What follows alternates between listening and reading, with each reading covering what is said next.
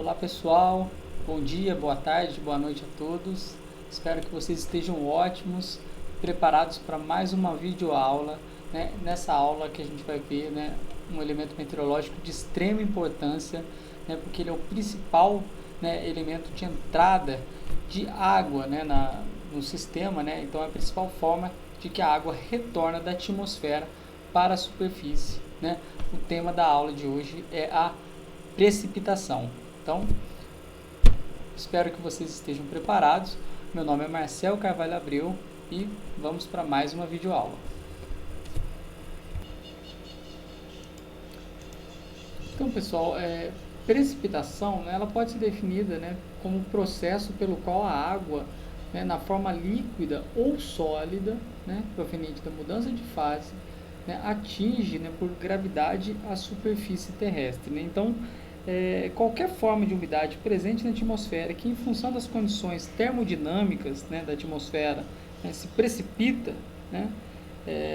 constituindo, o principal componente de entrada do ciclo da água na sua fase terrestre, isso é considerado precipitação.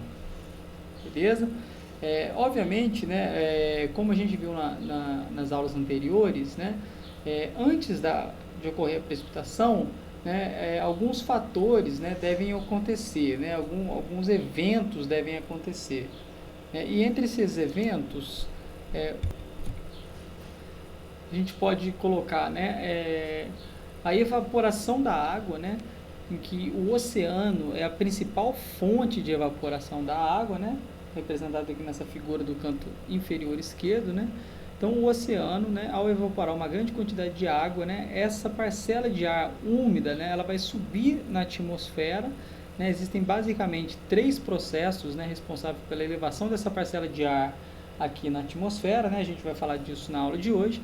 E ao subir na atmosfera, acontece aquele fenômenozinho, que a gente viu nas aulas de umidade e condensação. O que acontece, Quando você sobe, na atmosfera, você tem um movimento vertical aqui na atmosfera, Quanto mais afastado da superfície você está, menor é a temperatura, Então a temperatura vai diminuindo. Então, com a elevação dessa parcela de ar, a redução da temperatura, do meio, a pressão de saturação de vapor de água, ela diminui, Ou seja, para aquela mesma parcela de ar, ela vai perdendo a capacidade de conter o vapor de água, Então, quando ela vai perdendo essa capacidade de conter o vapor de água,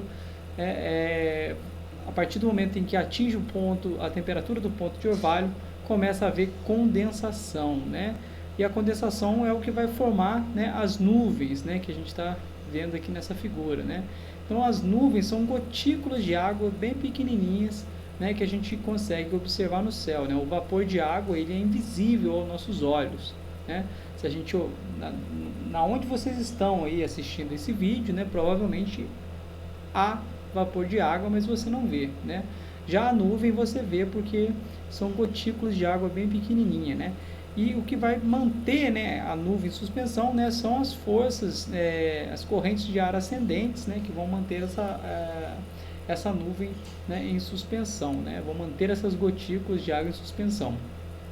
Então, aqui no interior dessas nuvens, o movimento aqui dentro é um sistema turbulento, Então, existe um movimento aqui dentro, e esse movimento proporciona, um mecanismo de crescimento das gotas, E esse mecanismo de crescimento das gotas vai formar gotas de maior, diâmetro, e essas sim, são suficientes para vencer as forças de suspensão, e por gravidade, retornar aqui à superfície em forma de precipitação líquida, que no nosso país, no Brasil, é mais comum, é um tipo mais comum de precipitação, A precipitação líquida, ela pode ser dividida em precipitação em forma de chuva, com as gotas com diâmetro maior do que 0,5 milímetros, e ainda em forma de garoa com gotas com diâmetro menor do que 0,5 milímetros, Uma outra forma, de precipitação, é a precipitação sólida, E essa precipitação vai ocorrer,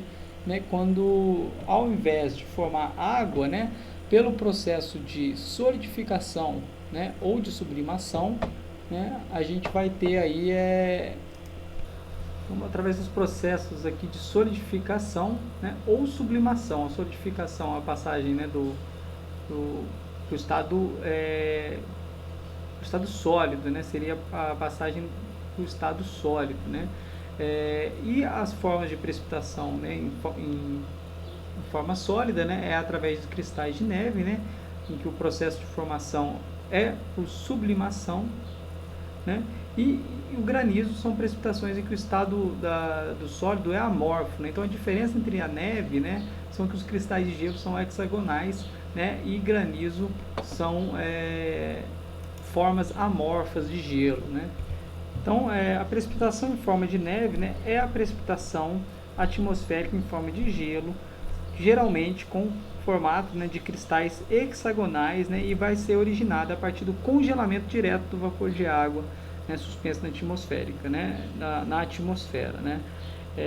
Diferente do granizo, né, que é um tipo de precipitação atmosférica responsável pela queda de gelo em pedaços, né, e esses pedaços são geralmente amorfos, né, são pedaços de gelo amorfos, né, com tamanhos geralmente superiores a 5 milímetros, né, ou 0,5 centímetros de diâmetro aí. Então essa seria basicamente a diferença, né, entre a precipitação sólida e a precipitação líquida e os diferentes tipos, né, de precipitação sólida e líquida.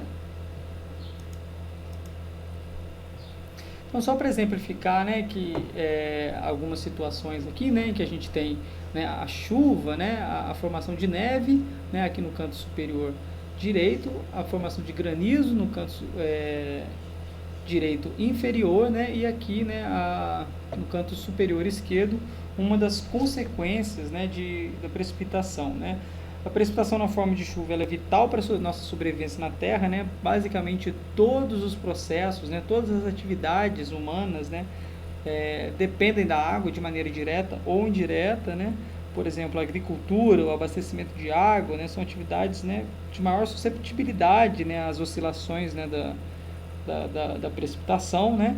Mas existem situações nas quais as precipitações se tornam perigosas, né, produzindo perdas materiais e inclusive de vidas humanas, né, como por exemplo, né, a erosão, o transporte de sedimento, o deslizamento de terra e enchentes e inundações, né. Então aqui é só para exemplificar, né, alguns dos efeitos aí da precipitação. Então, pessoal, sobre os mecanismos, né, de formação da precipitação, a primeira questão que a gente levanta, né, em relação à importância da umidade atmosférica, né? A umidade atmosférica é o elemento básico, né, para a formação de precipitação, embora, né, seja necessário, não é suficiente, né, para a formação de chuva, né? Então, a gente tem a necessidade, né, de outros requisitos, né, tais como o mecanismo de resfriamento, né, do ar, né, a presença de núcleos higroscópicos para que haja, né, a condensação do vapor de água, né, em torno desses núcleos higroscópicos. Os núcleos higroscópicos normalmente são partículas de poeira, grãos de pólen, né, sais marinhos, né, e também a gente precisa de um mecanismo de crescimento de gotas, né? Então esse seria, né, seriam os requisitos, né, para que ocorra a precipitação.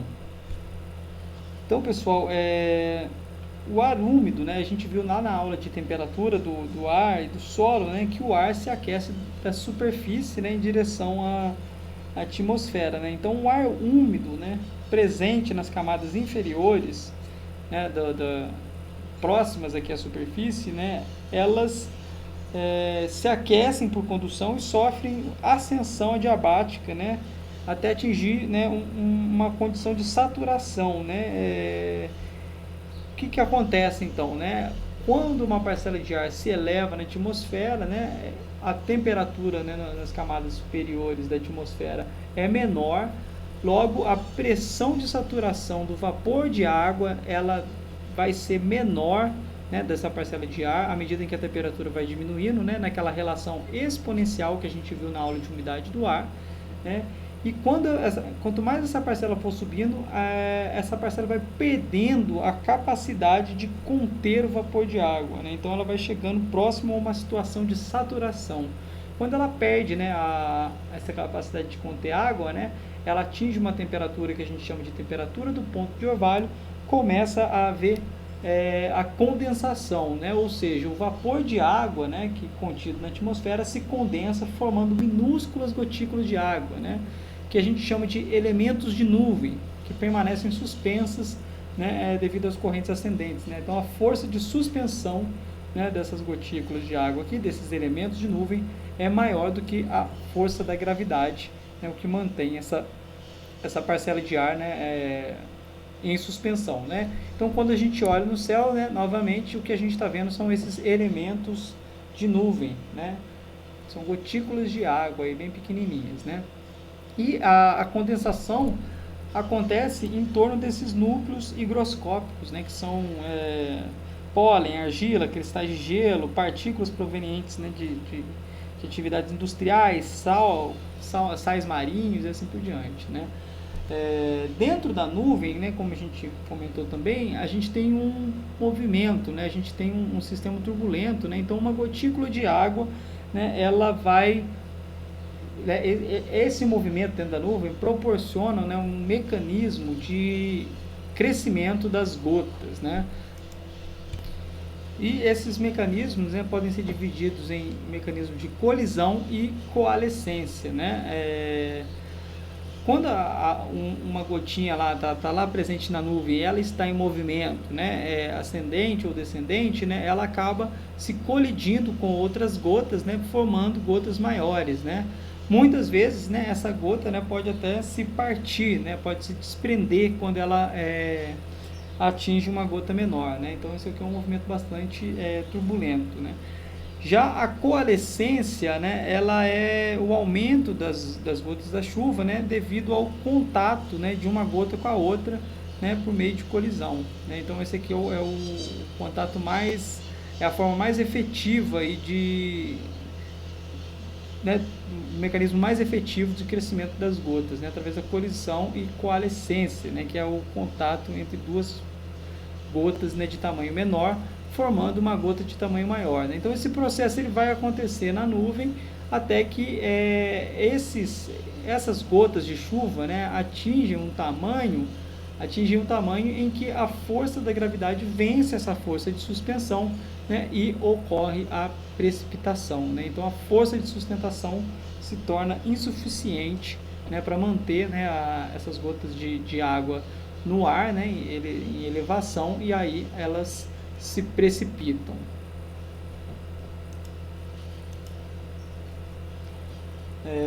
Ainda, né, sobre o mecanismo de formação de chuvas, né, sobre a formação de precipitação sólida,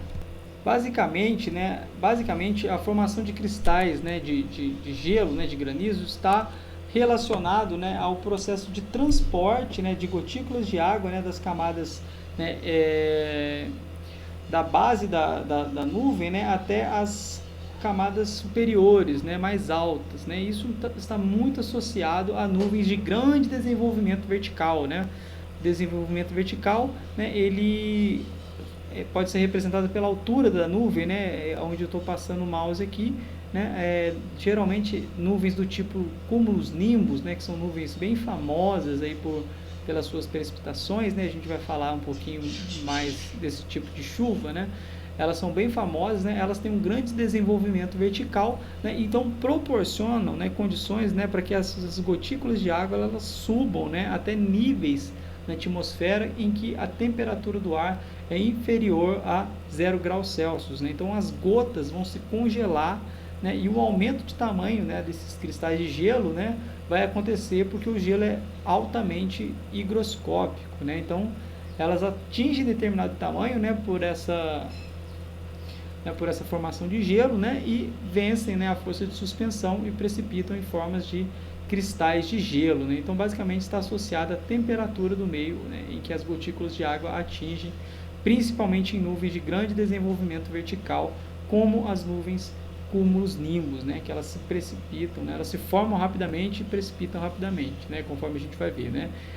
Esse desenvolvimento vertical aqui da nuvem, né, desse tipo de nuvem, pode chegar a vários quilômetros na atmosfera, né, até 10, 15 quilômetros na atmosfera, né. Então é bastante relevante aí o desenvolvimento vertical, né, que essas nuvens aqui podem atingir. A precipitação, ela ainda pode ser classificada de acordo com o mecanismo que faz com que essa parcela de ar suba na atmosfera, né? Então são mecanismos relativamente simples, né, de serem entendidos, né, e basicamente 3 mecanismos resumem, né, toda a condição aí da precipitação, dos tipos de precipitação, né, que a gente tem em função da elevação da parcela de ar na atmosfera. Então, o primeiro exemplo que a gente tem aqui, né, são as chuvas orográficas, né? As chuvas orográficas, né, elas resultam da ascensão, né, das massas de ar sobre barreiras, né, representadas aqui, né, normalmente montanhas, né? Então, a massa de ar, né, com umidade, né, ela tem uma ascensão mecânica aqui sobre as barreiras, né?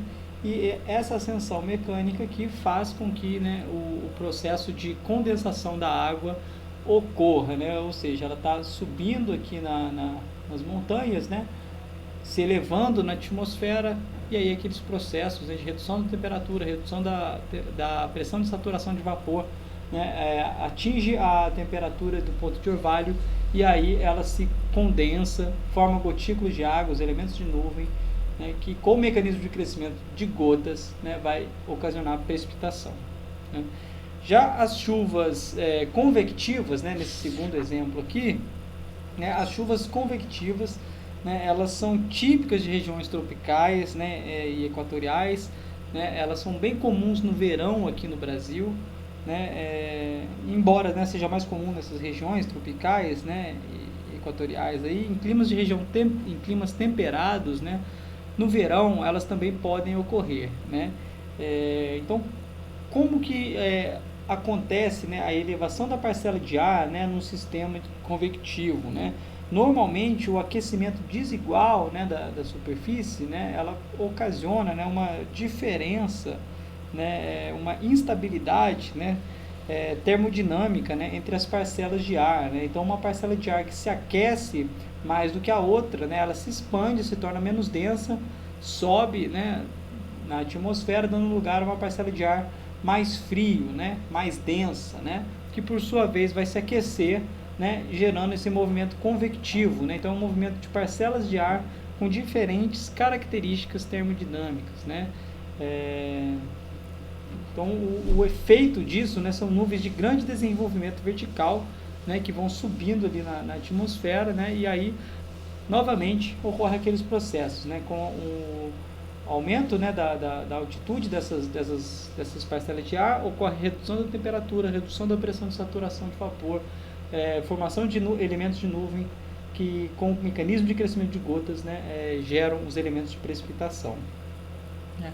Já as chuvas ciclônicas, né, ou as chuvas também chamadas de chuvas frontais, né, essas são as chuvas que a gente escuta falar nos jornais, né, quando ocorre uma massa de ar, né, o pessoal geralmente usa o termo, né, de uma massa de ar frio, né, que chega, né, em determinada região, que vai provocar chuvas, né. Então normalmente as chuvas, né, ciclônicas ou frontais estão associadas a movimentos de massa de ar de regiões, né, de alta pressão para regiões de baixa pressão, né.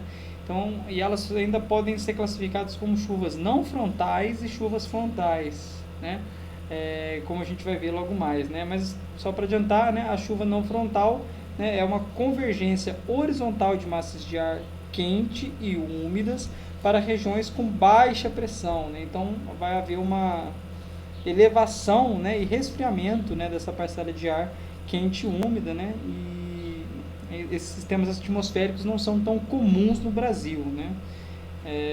Já uma precipitação frontal típica, né, que é mais comum aqui no nosso país, né, no Brasil, né, resulta da ascensão de uma parcela de ar quente sobre o ar frio, né, na zona de contato entre duas massas, né, com características termodinâmicas distintas, né? Então, basicamente o que está, né, representado aqui, né? Então, essa setinha azul aqui representa, né, o ar frio, né, normalmente seco, né, e a setinha vermelha o ar quente úmido, né?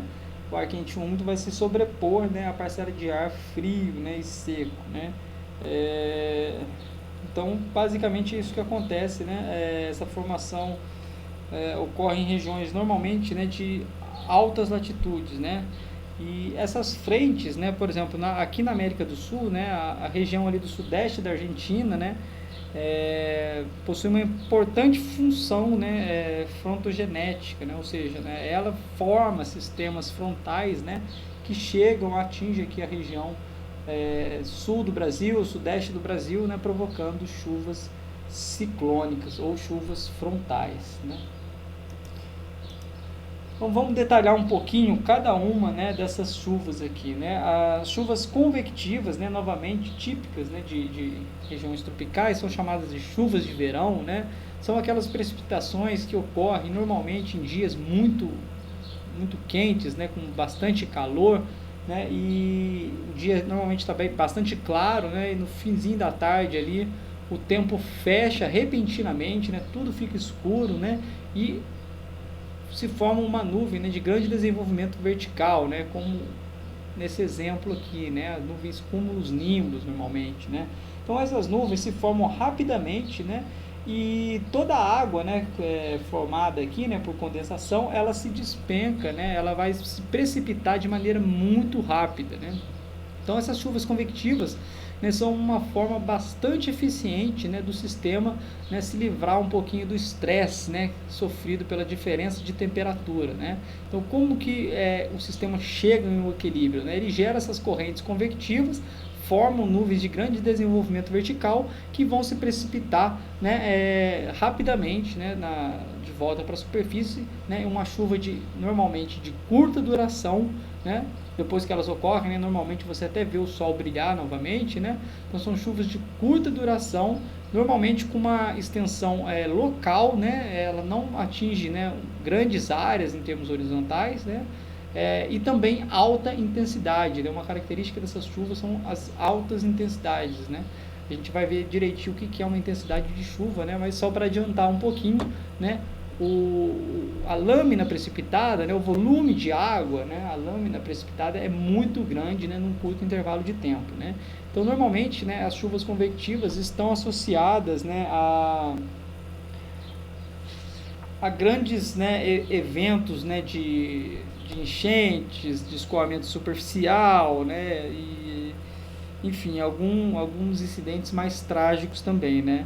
Essas nuvens, né, as chuvas geradas por essas nuvens também têm um interesse muito grande, né, na área de engenharia, de conservação de água e solo, né, porque ela possui, né, uma grande energia cinética, né, e consequentemente um potencial erosivo enorme, né.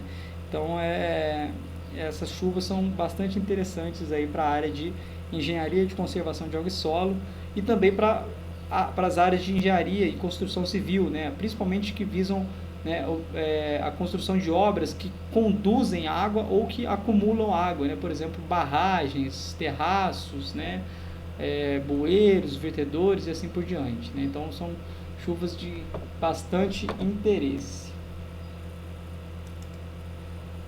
Já as chuvas, né, orográficas, né, elas estão associadas, né, normalmente à ascensão mecânica de massas de ar úmidas sobre barreiras naturais, né, como as montanhas, né. Então, se a gente imaginar, né, que essa região aqui, né, da onde vem a massa de ar, né, ocorre a evaporação da água aqui, principalmente do oceano, né, elas atingem, né, esse ponto que encontra essa barreira, né, orográfica aqui, né, as montanhas, né, e elas tendem a subir, né, a ter uma ascensão mecânica, né, sobre essas montanhas, né, promovendo, né, a condensação do ar, né, e aí formação de elementos de nuvens que posteriormente, com o mecanismo de crescimento de gotas, vão precipitar, né. Normalmente, né, as chuvas orográficas apresentam intensidade, né, de moderada a alta, né, e no Brasil, né, é muito comum, né, nas regiões litorâneas, principalmente do estado de São Paulo, né, que tem a Serra do Mar ali, né? Então, esse evento é bastante evidente, né, nessa região, né? Um detalhe importante também, né, é que quando essa massa de ar quente e úmida encontra essa barreira aqui, né, natural, né, ela precipita sempre de um lado, né, da montanha aqui, que a gente chama de região de Barlavento, né, que é úmida, né, e do outro lado da montanha, né, a gente tem, né, o que escoa para o outro lado da montanha é um ar seco, né, e normalmente um ar seco e frio, né, então o que a gente chama de encosta de sota-vento, né. Então essa diferença aqui, né, nesses padrões de precipitação de um lado e de outro da montanha é bastante relevante, né? Então você tem uma diferença bem significativa aí em termos de totais precipitados na região de Barlavento e Sotavento. Outra questão importante, né, é que a própria o tipo de vegetação, né, que a gente encontra, né, a Barlavento ou a Sotavento, né, é completamente distinto, né? Então a fitogeografia, né, de um lado ou de outro, né, a Barlavento e a Sotavento, né, é completamente diferente, né? Normalmente, né, a Barlavento a gente apresenta florestas, né, típicas de regiões, né, mais úmidas, né, floresta umbrófilas, densas e tudo mais, né, enquanto a Sotavento muitas vezes a gente tem regiões, né, de vegetação típica, né, de áreas mais áridas, né, muitas vezes associada aí à área de cerrado e tudo mais. Então, esse tipo de fenômeno, né, é bastante comum, né, e o Brasil, devido à sua extensão territorial e as características de relevo, apresenta bastante áreas, né, com esse tipo de característica aqui. Já as chuvas frontais, né, ocorrem ao longo de uma linha de descontinuidade separada por duas massas de ar de características diferentes. Ou seja, basicamente são chuvas, né, formadas a partir do encontro de massas de ar, né, com temperaturas diferentes, né, com densidades diferentes, né, o que faz com que o ar quente, né, ele vá se sobrepor ao ar frio, né, e quando ele se eleva na atmosfera, né, ocorre, né, novamente aquele fenômeno, né, a condensação, formação de elementos de precipitação e elementos de nuvens, né? Então, normalmente as chuvas frontais, né, elas estão associadas, né, a esses movimentos de massas de ar e elas normalmente, né, apresentam longa duração, né, intensidade de baixa a moderada, né, e elas cobrem grandes áreas, né? Então são aquelas chuvas que duram muitas vezes dias, né, às vezes até semanas, né, quando a frente é persistente, né, e elas têm uma intensidade bem leve, né, de fraca até moderada, né. Então essas são as características fundamentais de chuvas frontais, beleza? Então, pessoal, resumidamente, né, os fatores que vão interferir na precipitação, né, eles podem ser classificados como atmosféricos, né, a temperatura, a pressão, a umidade e vento, né, e condições de superfície, né, basicamente o relevo, né. Então, se a gente avaliar aqui a temperatura, né, a temperatura é um elemento meteorológico extremamente eficaz no processo, né, de convecção, né, o aquecimento desigual da superfície vai gerar o processo convectivo, né, a pressão atmosférica, obviamente, né, ela tem uma relação muito grande com os movimentos de massas de ar, né, que ocorrem de regiões de alta pressão para regiões de baixa pressão atmosférica, né. A presença de umidade, né, é um fator preponderante, né, para a formação de chuvas, né, e também, né, a questão do vento, né, que é um agente de transporte muito eficiente, né, de transporte de calor e de umidade, né. Então, muitas vezes, né, o vapor de água que evaporou em um determinado local, ele vai precipitar, né, em um local totalmente distinto, né, do que ele foi evaporado, né? Então essas são as características aí, relativas às condições atmosféricas, né? E o relevo basicamente, né, em relação às condições de superfície, né? O relevo ele é bastante efetivo na produção de chuva, né? Então em diversos locais, né, do Brasil a gente tem, né, os totais precipitados claramente influenciados pela ação do relevo, né, o que é muito interessante, né, para todo mundo aí. Então, pessoal, em relação à medida da precipitação, né, a medida da precipitação é um processo relativamente simples, né, que consiste basicamente, né, em acumular, né, em recolher a água, né, em recipientes, né, em aparelhos como esses daqui, que são padronizados, né, obviamente, né, mas que são conhecidos como pluviômetro, né, que é esse caso aqui, né, da figura à direita, e o pluviógrafo, né, que é a figura aqui à esquerda, né. E eles são utilizados tanto em estações automáticas como em estações convencionais, né. Nas estações automáticas, né, a aquisição dos dados é feita via um data logger, né, um sistema de aquisição de dados, né, então é tudo automático, enquanto que na estação convencional, né, ainda há necessidade de um observador para ir fazer a coleta desses dados, né. Então, esses aparelhos devem ser instalados, né, com padrão, né, normalmente a uma altura de 1,5 metros da superfície do solo, né, uma distância mínima de construções para que ela não impeça, né, a coleta de água, né, da precipitação, né, e enfim, todos os procedimentos, né, para que não ocorra, né, um bloqueio aqui da superfície de coleta, né, superfície coletora, né, que é essa parte aqui de cima, deve ser tomado, né. Em relação à diferença do pluviômetro e do pluviógrafo, né, o pluviômetro ele é um aparelho totalizador, né, então o pluviômetro ele te dá, né, o total precipitado em um dia, né. No caso das estações automáticas, né, esses totais precipitados normalmente são integralizados em dados horários, né, então você tem o quanto que choveu naquela hora do dia, né, nas estações automáticas através do pluviômetro, né.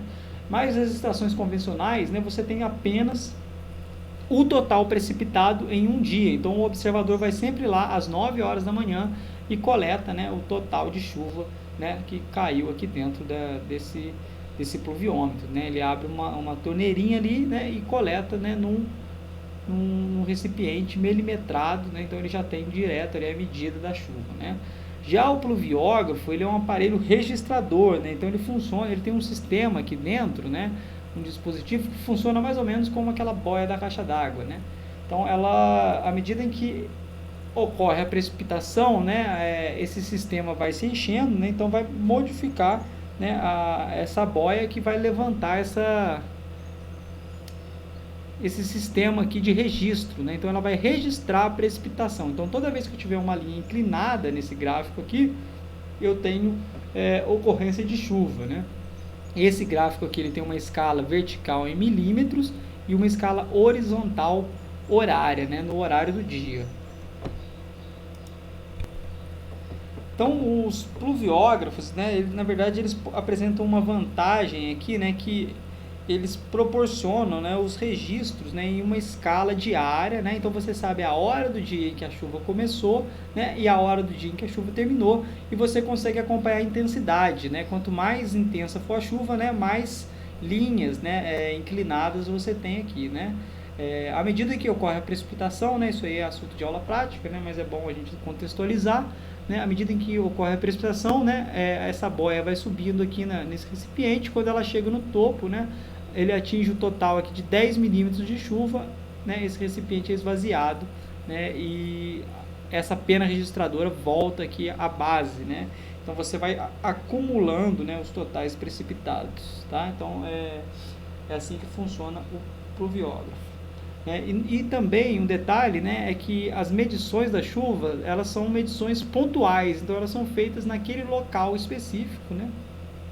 Então existe uma necessidade, né, de vários pluviômetros, né, em diversas localidades para a gente fazer inferências, né, a respeito de grandes áreas, né. Se a gente pensar, por exemplo, no manejo de bacias hidrográficas, né, a bacia hidrográfica é a unidade básica de planejamento, né, para a gestão de recursos hídricos, né, então ela depende de informações de chuva, né, e então ela precisa de pluviômetros, né. E o adendo aí é que a rede pluviométrica do Brasil, né, é um verdadeiro caos, né, a gente tem poucos dados, né, em termos espaciais e temporais, né, então é bastante difícil a gente obter dados, né. A gente tem uma estação na cidade de Seropédica, né, então a gente vai, né, nos vídeos das atividades assíncronas, a gente vai trabalhar um pouquinho com esses dados. Então, pessoal, o que a gente quer medir, né, quando a gente está fazendo as medições de chuva? Né? A gente quer medir as grandezas fundamentais das precipitações, né? E essas grandezas fundamentais, né, são basicamente a altura pluviométrica, né, que é a altura de água, né, que atingiria, né, a superfície, né, se ela estivesse, vamos colocar, impermeabilizada ali, né, não vai ter evaporação, não vai ter escoamento ou infiltração, né? Então, se chovesse, né, num quadradinho cercado ali, né, você teria uma altura de água, né, relativa àquela chuva, né? Então, isso é a altura pluviométrica, né? E ela normalmente é expressa em milímetro, né? Então, se 1 milímetro, né, representa 1 litro de água em uma área de 1 metro quadrado, né? Então, você consegue obter aí o volume, né, através da área, né, de 1 para 1, né, de 1 metro quadrado, vezes a altura, né, da lâmina precipitada. Então, você tem um volume de chuva, né? Então, só para ficar mais fácil associar, se 1 litro de água for captado em uma área de 1 metro quadrado, a lâmina de água coletada terá uma altura de 1 milímetro, né? Em outras palavras, se você colocar uma régua lá dentro, né, dessa área de 1 metro quadrado, né, você vai ver que a água atingiu um ponto de 1 milímetro nessa régua, né? 1 milímetro representa 1 litro de água, né, nesse metro quadrado, né? Então, vamos dar uma olhadinha aqui. Acho que fica mais fácil, né, o entendimento, né, se a gente olhar, né, nessa figura aqui, né? Então, eu tenho uma figura que tem 1 metro, né, de lado, né? Uma figura quadrada, né? Quadrado com 1 metro de lado, né? E se eu colocar 1 litro de água aqui dentro desse quadrado aqui, a altura dessa água, né, vai ser de 1 milímetro, né? Então, se eu quiser saber o volume de chuva, né, eu faço essas conversões de unidade aqui, né? Então, no pluviômetro, né, cada 1 milímetro é 1 litro de água por metro quadrado. 1 metro, né, corresponde a 100 centímetros, 1 milímetro, 0,1 centímetros, né? Então, o volume vai ser 100, né, relativo aos lados do quadrado, né, vezes 100, o outro lado do quadrado, aí eu tenho a área do quadrado, vezes 0,1, que é a altura, né, para obter o volume. Então, eu tenho 1000 centímetros cúbicos, né? Então, esse seria o volume de chuva aí, né, ou 1000 mililitros, né, 1 litro de água. Então, só para a gente exemplificar aqui, né, normalmente, né, a proveta de coleta, né, do pluviômetro, ela é graduada em milímetro, né, mas muitas vezes, né, na falta de uma proveta graduada em milímetro, né, a gente tem provetas, né, graduadas em centímetros cúbicos, né? Então a gente consegue fazer a transformação através dessas relações aqui, né, entre unidades, tá? Então, a área, a altura pluviométrica representa a altura da lâmina de água precipitada, né, caso a mesma fosse recolhida numa superfície horizontal, né, geralmente expressa em milímetros, né.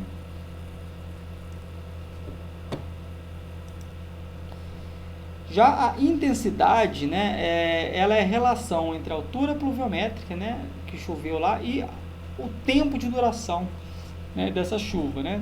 Então, ela é uma grandeza intensiva e instantânea, né, ela é típica do momento, né, que está sendo observada, né, e representa essa variação da lâmina precipitada no intervalo de tempo, né, qualquer, né. Normalmente, né, a unidade utilizada é milímetros por hora, né, mas ela pode ser classificada também, né, pode ser caracterizada em milímetros por minuto, né? Então, isso seria a intensidade da chuva, né? O quanto que choveu em um determinado momento, né? Já a frequência, né, é o número de ocorrências, né, de uma determinada chuva, né, de uma chuva de determinada magnitude, né, que ocorreu, né, no intervalo de tempo. Então a frequência é o número de ocorrências de uma chuva de determinada magnitude, né, no decorrer de um período determinado, né? Então, a frequência ela é bastante utilizada, né, para a gente caracterizar o local, né, para ver o tipo de chuva que ocorre com maior frequência naquele local, né, e também é bastante interessante, né, nos processos de engenharia, né? Principalmente quando você quer saber as frequências relativas, né, das precipitações vinculadas a projetos, né? Você quer fazer um projeto que ele não vá oferecer risco de rompimento, então você sabendo a frequência de ocorrência de uma determinada chuva, né, você faz o que a gente, você tem o que a gente chama de chuva de projeto, né, que é aquela que você utiliza, né, como segurança do seu projeto, né. Normalmente a frequência é representada pelo período de retorno, né, que é o inverso da frequência, né, o período de retorno é 1 sobre a frequência, tá? Já a duração, né, da precipitação é um intervalo de tempo, né, entre o início e o final da precipitação, né, normalmente é dado em minutos ou em horas, beleza? Então seriam essas as grandezas fundamentais, né? E quando eu faço a medição dessas grandezas, né, fundamentais da chuva, né, normalmente eu quero representá-las, né, em uma escala temporal ou espacial, né? Então existem formas de fazer isso, né? Então, nesse caso, nesse primeiro exemplo que eu tenho aqui, né, que é o mapa de isoietas, né, elas são linhas que vão unir pontos, né, de mesma altura pluviométrica, né, traçados no mapa da região, né. Então, se a gente olhar, né, esse mapa aqui, né, aonde eu tenho, né, essa linha passando aqui, né, eu considero que a precipitação, né, é de 115 milímetros, por exemplo, aqui, né. Aqui, por exemplo, eu já tenho a precipitação de 125, né, e assim por diante. Então, essas linhas delimitam a área, né, de ocorrência de precipitações iguais, né, na minha área de estudo, né.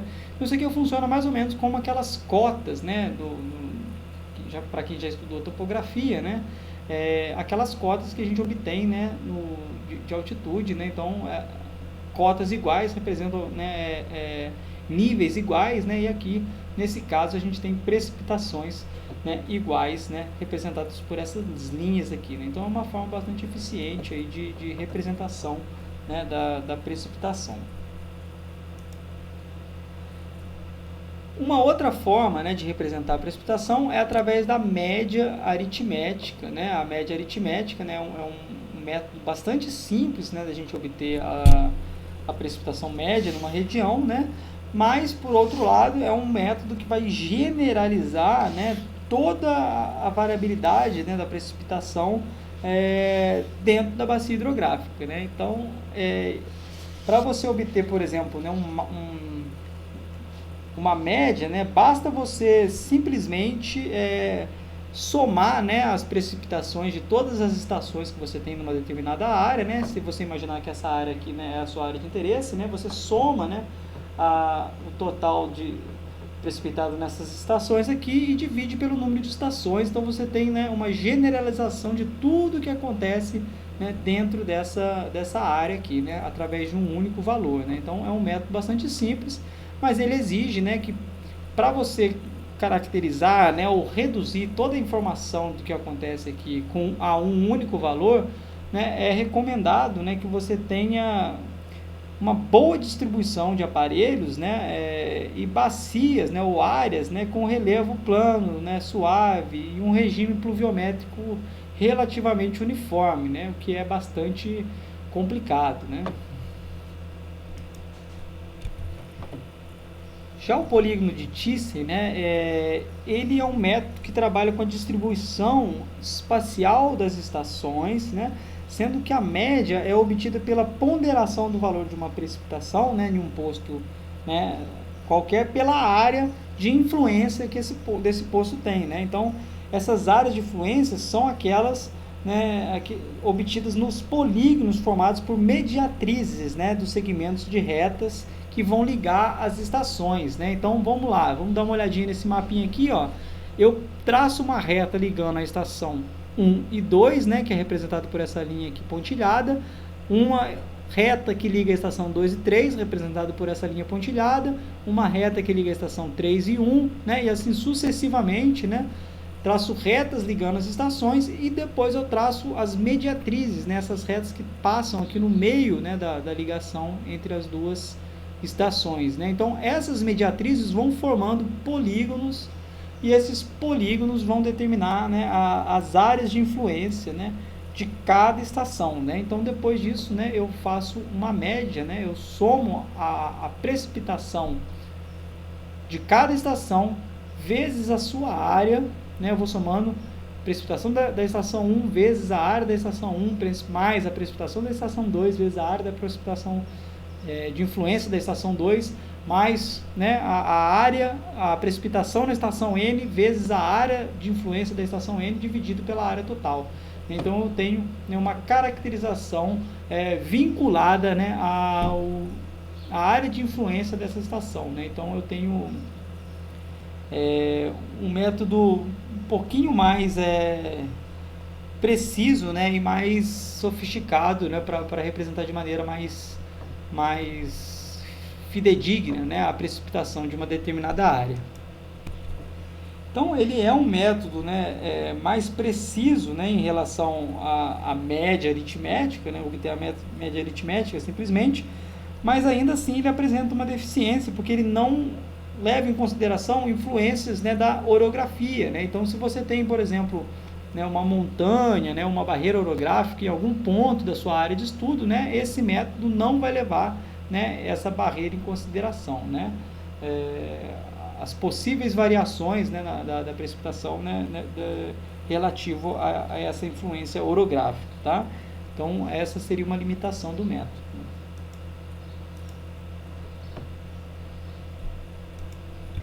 Então, só para voltar aqui, pessoal, no método das isoietas, né, que são os traçados dessas curvas, né, de igual precipitação, né, na área, né, a obtenção, né, dessas curvas aqui, né, a pessoa, né, ou o hidrólogo, né, que está fazendo, né, esse mapeamento aqui, ele leva em consideração todo o conhecimento que ele possui, né, da região, né? Então ele tem postos pluviométricos ou pluviográficos que vão auxiliar, né, e ele vai traçar essas linhas aqui vinculada, por exemplo, ao relevo, né? Então ele pode considerar a influência do relevo, né, e se possível, né, até a morfologia do temporal, né, no caso de chuvas intensas, né? Então esse método, né, ele apresenta uma ponderação semelhante ao método de Thyssen, né, mas ele leva em consideração, né, alguns fatores, né, como o conhecimento, né, da área, né, pelo hidrólogo. Então ele apresenta essas vantagens, né? Além disso, pessoal, a gente ainda tem, né, outras formas, né, de medições, né, ou de observar, né, as precipitações, né? Os satélites, né, meteorológicos, né, eles têm uma importância muito grande, né, porque além da capacidade, né, de estimativa da precipitação, né, que vai ocorrer, ou mesmo, né, de obter dados históricos das precipitações que aconteceram, né, através das análises das imagens desses satélites, né, eles têm uma importância, né, na previsão do tempo, né, uma vez que ele consegue captar o deslocamento dessas massas de ar, né, contendo umidade que podem causar precipitação, né? Então, se você entrar no site do Instituto Nacional de Meteorologia, né, no site do CPTEC, do Instituto Nacional de Pesquisas Espaciais, né, eles utilizam imagens de satélites o tempo todo, né, para gerar produtos, né? Então você pode observar, né, a precipitação por satélite, ocorrência de seca, né, através de imagem de satélite, monitoramento das secas, nevoeiros e assim por diante. Então os satélites, eles têm uma série de produtos, né, e o funcionamento dele basicamente, né, é associado, né, àquela experiência do Newton, né, que ele faz uma luz branca passar pelo prisma, né, e essa luz se decompõe, né, em diversas cores, né? Então o satélite ele funciona dessa forma, né, para obter, né, essa resposta aqui dos movimentos atmosféricos, né, e eles são capazes, né, não só de obter os dados, né, históricos de chuva, né, com relativa precisão, né, e como também para prever o total precipitado, né, que vai acontecer, né, com o movimento dessas massas de ar aqui, né. Já os radares meteorológicos, né, o radar é uma tecnologia da Segunda Guerra, né, ela era utilizada, né, o sistema de radar era utilizado para a detecção de aviões inimigos, né. Então em determinado momento, né, uma pessoa apontou, né, o radar para o céu, lançou um sinal, né, o sinal voltou, eles detectaram a presença de um inimigo, mas nada apareceu, né? Nenhum inimigo apareceu, né? Então era, na verdade, né, o alvo que eles atingiram era uma nuvem, né, carregada, né? Com o fim da Segunda Guerra Mundial, né, esses radares, né, esses sistemas de radares foram adaptados, né, para fins meteorológicos, né? E o sistema de radar, né, ele funciona mais ou menos, né, como, né, o sistema que o morcego utiliza para se locomover, né? Então ele lança, né, um som, né, um comprimento de onda muito curto, né, e esse som, ao atingir um obstáculo, né, a frequência alta do som do morcego, ao atingir o obstáculo, ele volta, né, e o receptor do morcego, né, são os seus ouvidos, né? Então ele consegue ver que tem um obstáculo ali, né, e consegue se locomover, se desviar desse obstáculo, né? Então o radar ele funciona, né, de maneira bem parecida, né, em que ele lança o sinal, né, atinge, né, o alvo, né, e tem um retorno, né, e a interpretação do radar meteorológico, né, é feita, né? Então o radar também tem a capacidade de previsão, né, da precipitação, né, de um acompanhamento, né, do deslocamento de massas de ar, né, em torno do continente, né? Então é um sistema também, né, bastante eficiente, né, quando a gente, né, observa aqui. Então a gente consegue prever direitinho aonde, né, vão ocorrer, né, precipitações mais fortes, né, mais severas aí, né, e emitir sinais de alerta, né? Então aquele sistema Alerta Rio, né, os sistemas de alerta do CPTEC, do INPE, né, do Instituto Nacional de Meteorologia, são todos baseados, né, nesse tipo de equipamento, né, os satélites meteorológicos e os radares meteorológicos, né? Então é uma ferramenta bastante útil. Então aqui, pessoal, a gente tem também, né, algumas imagens de satélite, né, da região sudeste, né? A partir de agora a gente vai ver imagens da precipitação de abril de 2010, né, obtidas pelo GeoRio, né? Então a gente consegue acompanhar direitinho, né, as regiões, né, que vão ocorrer, né, as precipitações mais severas, as precipitações mais intensas, né, ou maior volume de chuva, né? Então os sinais de alerta são todos vinculados, né, a esse tipo aqui de presença, né, de reflectância aqui do sinal, né, da imagem de satélite.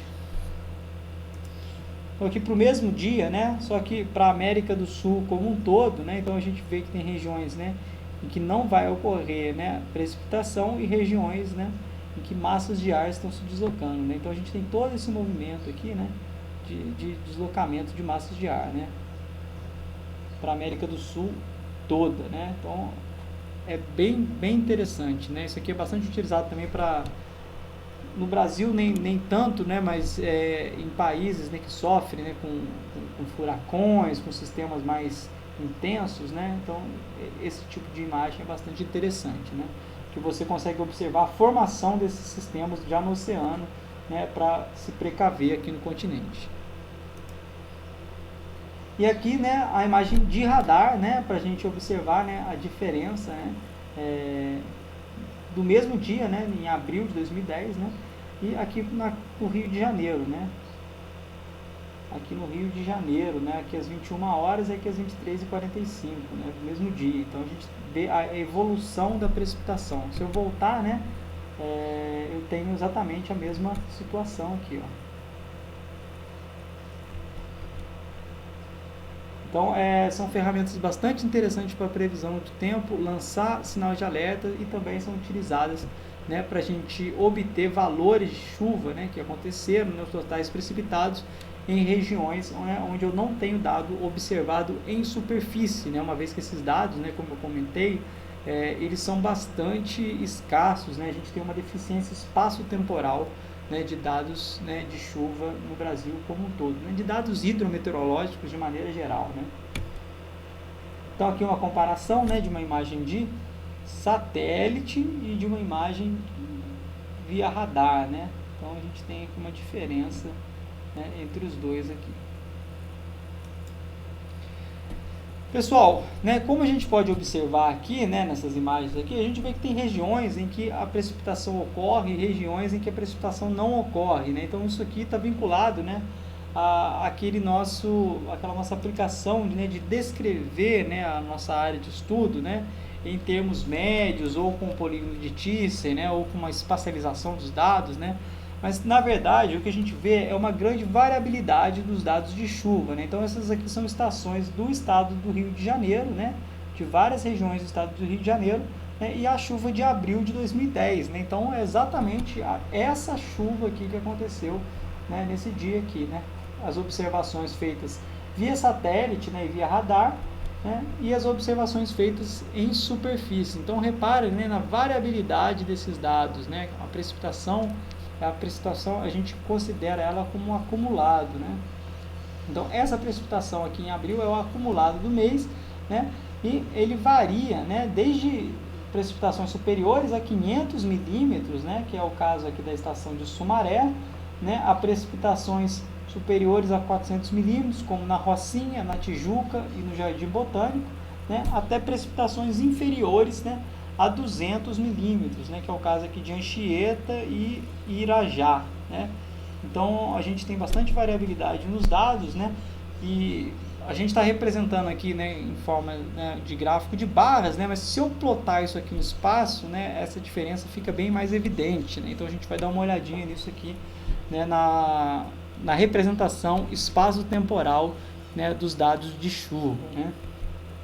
Então, aqui seria a variação anual da precipitação, né, no Brasil como um todo, né. Então, a gente tem regiões em que a chuva, né, ela é bem maior, o total precipitado, né, é bem maior, né, que é o caso aqui dessa região do estado do Amazonas, aqui, né, do estado do Amazonas, em que a precipitação ela chega a totais superiores a 3.000 milímetros, né, enquanto que aqui no sertão da Bahia, né, o sertão do Nordeste aqui, a precipitação não chega, né, a 600 milímetros, né, ela é inferior a 600 milímetros, né, no sertão, né, e aí a gente tem, né, todo um padrão aqui, né, em termos de precipitação total anual para o Brasil, né. Obviamente, a gente tem diferenças espaciais também, né, vinculadas, né, às estações do ano, né, conforme a gente vai ver. Então aqui, ó, novamente, né, eu tenho a representação da precipitação total, né, do Brasil, né, é o que a gente chama de normal climatológica, né, são 30 anos de dado, né, então são as médias de 30 anos de dados, né, dos totais precipitados no ano, né, aqui para o Brasil todo, né. Então a gente repara que tem uma variabilidade, né, em termos de precipitação bastante relevante, né. Se a gente considerar só o estado do Nordeste aqui, né, se a gente comparar, né, a diferença, né, ela é brutal, né, e ela é caracterizada por zonas distintas, né, no tocante à precipitação, né. Por exemplo, o litoral, a gente tem precipitações, né, superiores a 1.200, 1.300 milímetros, né, enquanto que aqui, né, no interior do estado, né, que já não tem tanta influência, né, da zona de convergência intertropical, né, na região do sertão mesmo, a gente tem precipitações inferiores aí a 600 milímetros, né. Considerando, né, as diferenças, né, temporais, né, para a gente ter uma escala da precipitação, né, em termos anuais, né, a gente tem os menores totais precipitados, né, principalmente nessa faixa latitudinal, né, entre 15 aqui 25 graus, né, entre 5 e 25 graus aqui, né, de latitude, né, que é essa região vermelha aqui, né. No inverno a gente tem os menores totais precipitados, né, de maneira geral no Brasil, mas principalmente nessa faixa aqui, né. Então, no inverno a gente tem os menores totais precipitados. Depois do inverno, né, a gente tem a primavera, né, que começa em meados de setembro, né, no dia 22, 23 de setembro, né. A precipitação aumenta, principalmente nessa região, né, algumas regiões ainda não, né, aqui próximo ao Equador, né. Com a entrada do verão, eu tenho os maiores totais precipitados no ano, né, nessa região aqui, que compreende a maior parte da área do Brasil, né, e depois uma redução, né, com a chegada do outono, né. Então eu tenho aqui uma sazonalidade, né, em relação aos totais precipitados, né, em termos de Brasil de uma maneira geral, né.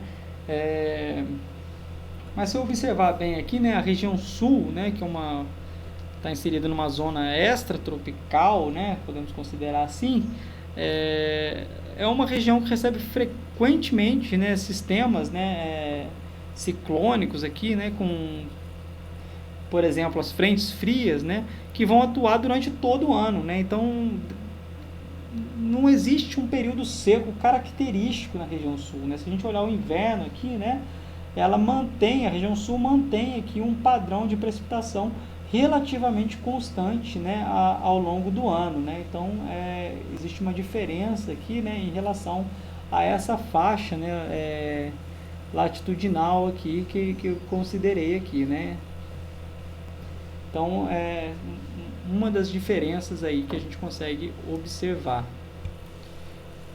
Já que a região norte, né, do Brasil, né, que é a região, né, que apresenta os maiores totais, né, precipitados, né, do país como um todo, né, ela atinge totais aqui superiores, né, a 3.500, né, 3.300, né, milímetros de chuva no ano, né. Essa região é totalmente influenciada, né, pela presença de uma floresta úmida aqui, né, na qual, através da evapotranspiração, produz uma quantidade de vapor de água, né, bastante relevante, né, e, além disso, né, tem a influência do oceano, né, recebendo umidade do oceano aqui, né, então esse fluxo de umidade, né, de origem do oceano, né, combinado com a umidade da floresta amazônica, convergência de ventos alísios, né, forma um importante canal, né, de umidade, né, que é conhecido como a zona de convergência intertropical, né, que é responsável por grande quantidade de chuva aqui na região, né. Então esse aqui é um padrão sazonal do Brasil, né, nas estações do ano, né, em que, de maneira geral, a gente pode considerar o inverno como uma estação mais seca, né, o verão como uma estação úmida, estação chuvosa, e a primavera, né, e o outono como estações intermediárias, né, com padrões diferentes, né, obviamente, né, a gente vê, principalmente aqui na região norte, né, que no outono a gente tem maiores totais precipitados em relação à primavera, né.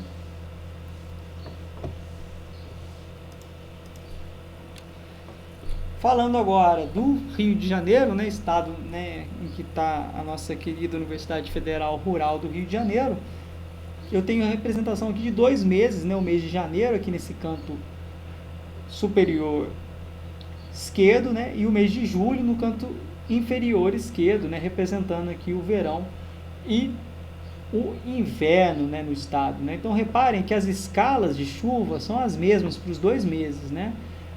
Então a gente tem um padrão, né, bem distinto, né, de precipitação entre o verão, né, e o inverno, né. A gente tem maiores totais precipitados no estado como um todo, né, no verão em relação ao inverno, né. Então isso fica bastante evidente aí nesses mapas, né.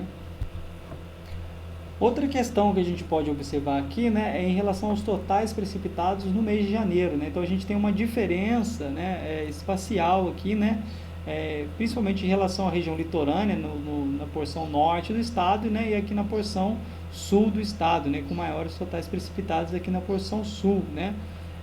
Outra questão também é aqui na região serrana, né, a região de serras, que a gente tem os maiores totais precipitados, né, e isso ocorre não só no verão, como também no inverno, né. A gente tem uma pequena manchinha azul aqui, né, que indica os maiores totais precipitados, muito provavelmente devido à presença de serras aqui, e olha aqui, ó, uma região com menor total precipitado, né, justamente na região onde o ar frio vai escoar, né, por efeito da influência orográfica, né. Então a gente tem essas diferenças, né, no padrão espacial das precipitações no estado do Rio de Janeiro, né.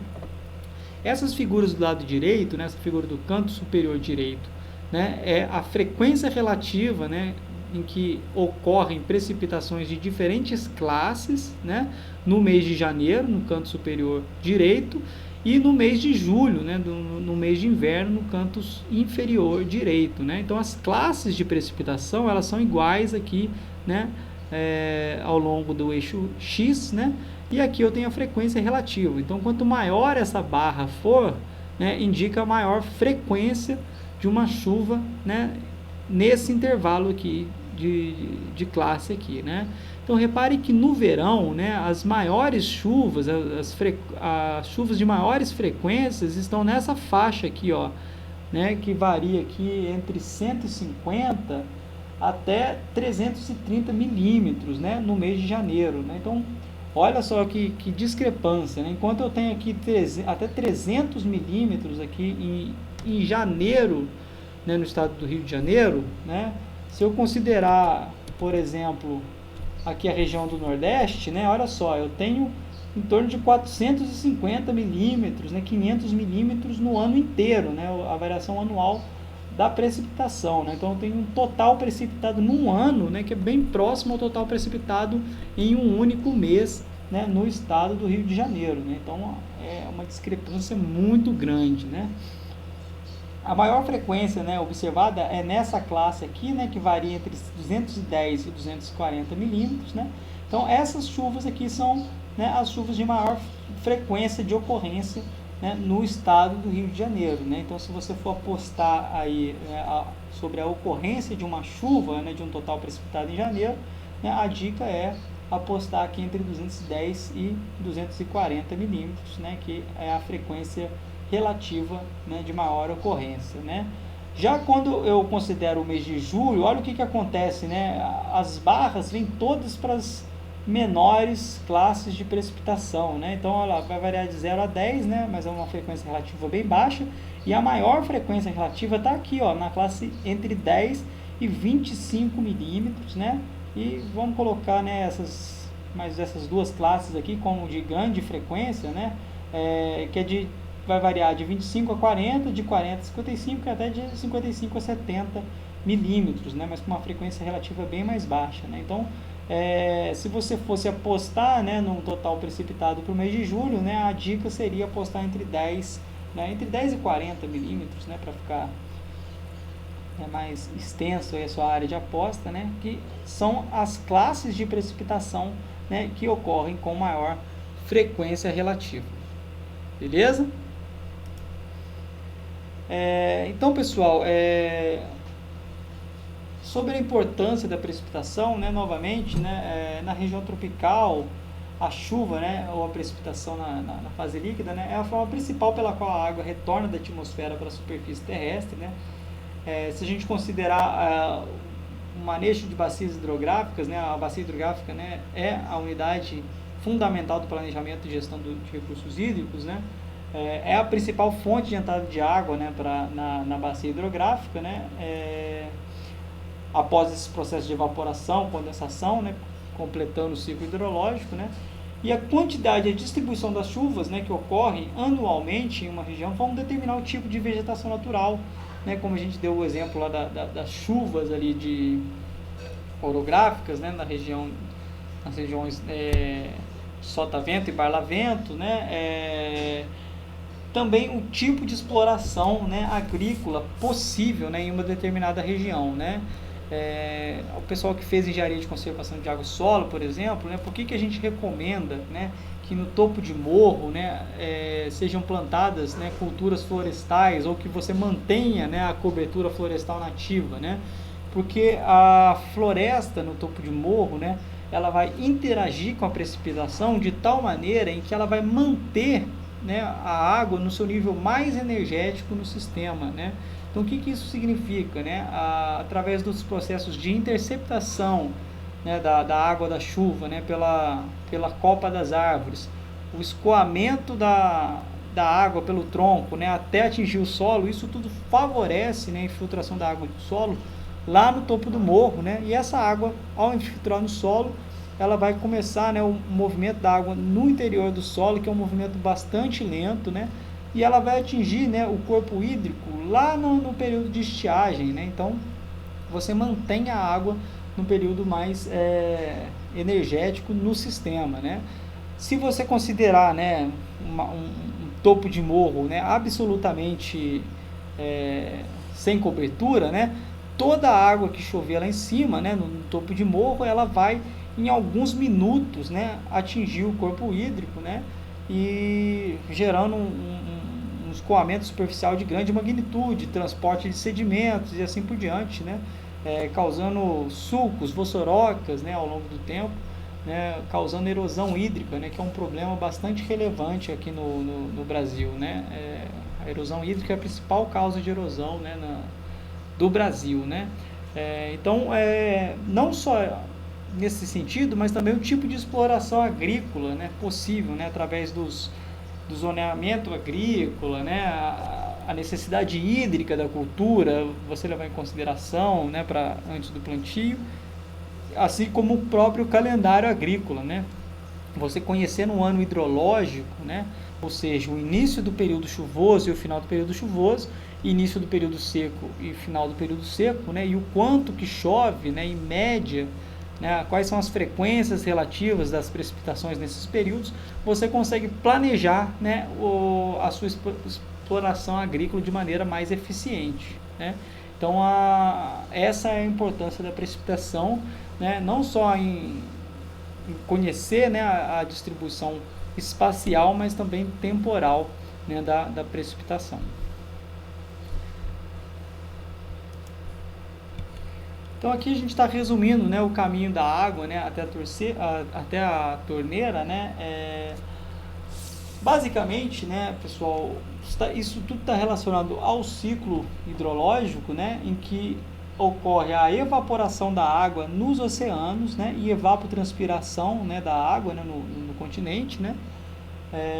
Essa água, né, ao subir na atmosfera por um daqueles 3 processos, convectivo, né, frontal ou orográfico, né, vai se condensar, né, e vai formar os elementos de nuvem, que com o mecanismo de crescimento das gotas vão formar elementos de precipitação, né, e essas águas, né, essa água precipitada, né, ao atingir a superfície, né, ela vai passar por alguns processos, né, dependendo do tipo de uso e cobertura do solo, né.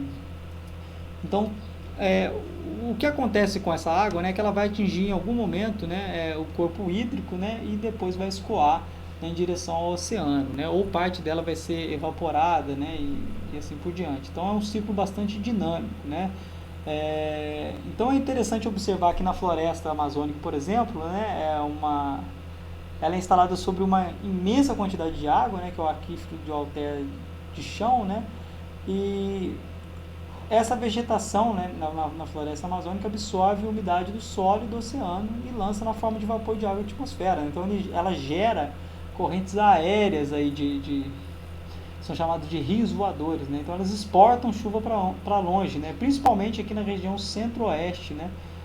As chuvas da região centro-oeste e também do sudeste, né, tem uma influência muito grande, né, desse corredor de umidade aqui que se forma, né, através da umidade da Amazônia, né? Tanto do vapor de água que vem do oceano para a região, como da evapotranspiração da região, né, em direção aqui ao centro-oeste, né? Então, essas precipitações, ao atingirem os corpos hídricos, né, parte dela atinge o corpo hídrico, parte é infiltrada, vai compor aí os aquíferos, né, e até chegar na nossa torneira, né, para as nossas atividades, como por exemplo a irrigação, que é a maior atividade que mais consome água, né, no Brasil e no mundo, né. No Brasil ela é uma porcentagem superior a 50%, né, para a irrigação, né, ela é extraída, né, dos corpos hídricos via a outorga do uso da água, né. Então a outorga do uso da água é um sistema bastante importante aí para a captação de água. A outorga, né, do direito de uso da água, né, é um instrumento que tem por objetivo, né, assegurar, né, o controle tanto da quantidade quanto da qualidade, né, do uso da água, né, é um instrumento jurídico, né, e ele é baseado, né, nas vazões mínimas de referência, né. Então essas vazões são utilizadas para a estimativa da disponibilidade dos recursos hídricos, né, sendo, né, a referência para a concessão da outorga, né. Então é bastante comum, né, trabalhos relacionados à outorga do uso da água, né, e relacionadas às vazões, né, dos corpos hídricos, né. Então basicamente é esse o caminho que a água faz, né, desde o momento que ela precipita, né, até chegar na nossa residência. E cada vez mais, né, é notório, né, isso nos noticiários, né, nas conversas, né, diversas situações, né, em que a gente fala de crise hídrica, né, isso está bastante relevante, é bastante relevante nos dias atuais, né. Mas a quantidade de água, né, que existe no nosso planeta, né, não mudou, né, desde que o mundo é mundo, a quantidade de água que tem, desde que o mundo é mundo não, né, desde quando nós, né, surgimos aqui no planeta, né, a quantidade de água que existe nele não mudou, né.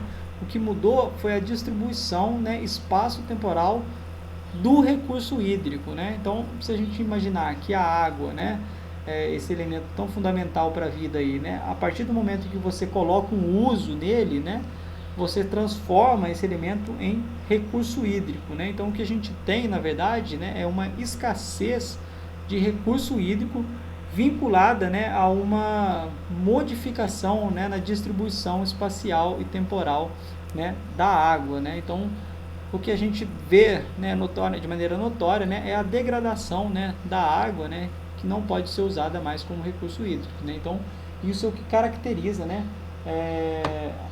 crises hídricas, né, que a gente passa constantemente, né. Isso fica muito mais evidente em anos em que a precipitação, né, é menor, né, do que o comum, né, é menor do que o normal, né.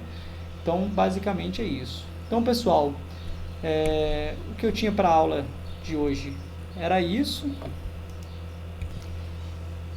Eu espero que todos vocês tenham, né, gostado da aula, né, tenham aprendido bastante sobre as precipitações, né, os tipos de precipitações, os mecanismos de formação de chuvas, né, e peço para que aguardem, né, os próximos vídeos, né, em que a gente vai tratar, né, o aspecto prático da precipitação, né, aonde obter dados de precipitação, como fazer, né, a análise, né, dos totais precipitados no mês, totais precipitados no ano e também, né, a distribuição de frequências de chuvas, né, nos vídeos das atividades assíncronas sobre o capítulo de precipitação. Então, um grande abraço a todos vocês, né, e até o próximo vídeo.